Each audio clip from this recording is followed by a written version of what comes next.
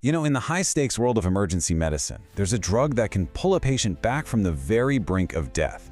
But here's the thing, that same drug has a dark secret, a hidden flaw that can turn a lifesaver into a serious liability.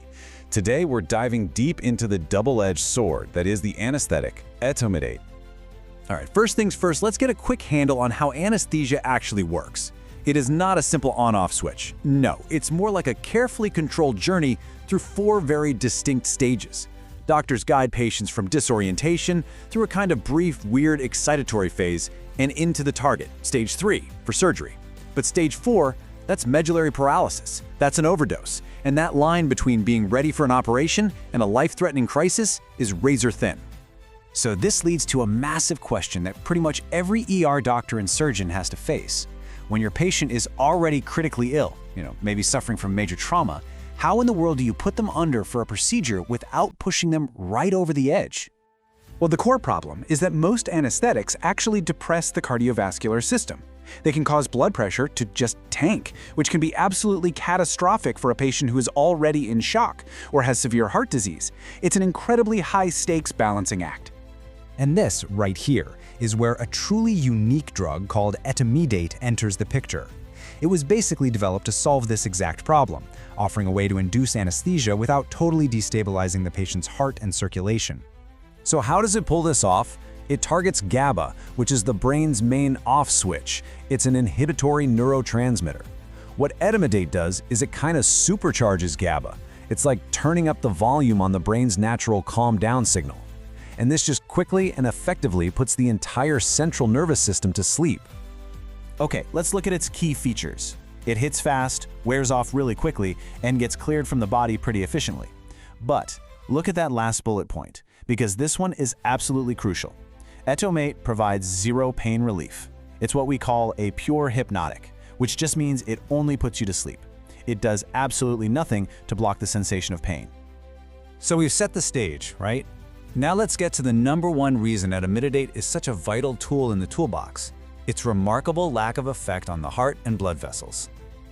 This quote really just gets right to the heart of the matter, doesn't it? When keeping a patient's blood pressure and heart function stable is the absolute top priority, Etomidate is very often the go-to choice for inducing anesthesia.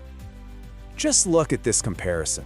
Propofol, which is a super common anesthetic, can cause a pretty significant 17% drop in blood pressure right after it's given. Now, for a healthy patient, that's totally manageable. For a trauma patient, that could be fatal. Etomidate, on the other hand, keeps things remarkably stable.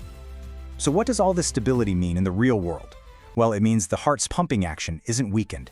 The amount of blood getting pumped out stays steady, and it doesn't trigger a big histamine release that can dangerously widen blood vessels. And maybe most importantly, blood flow and pressure to the brain are protected, which is absolutely vital. Okay, so given these incredible benefits, you'd think Etomidate should be used for every single patient every single time. But it's not. And that's because it has a significant, and for a really long time, hidden dark side. This brings us to the major complication that really defines the whole Etomidate debate. The trade-off for all that wonderful cardiovascular stability is a dangerous effect on the body's endocrine system, specifically on the adrenal glands. And this, right here, is the drug's critical flaw. Etomidate causes something called adrenocortical suppression. In plain English, it temporarily shuts down the body's factory for producing essential stress hormones. The very hormones it desperately needs to survive a critical illness or injury. And the way it does this is so precise and so powerful. Even a single dose, just the one to put you under, blocks a key enzyme called 11-beta-hydroxylase. This enzyme is a vital link in the production line for cortisol, which is the body's main weapon for fighting stress, managing inflammation, and keeping blood pressure out. So, with that enzyme blocked, the whole production line just grinds to a halt. So here's the terrible irony of it all.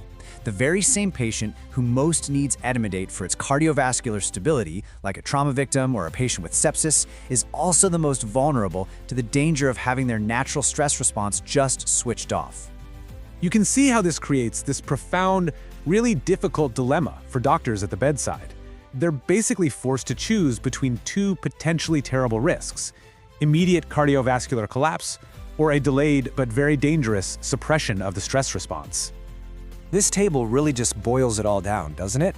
On one hand, you get this unmatched stability for the heart, which is perfect for patients whose blood pressure and circulation are already on the rocks.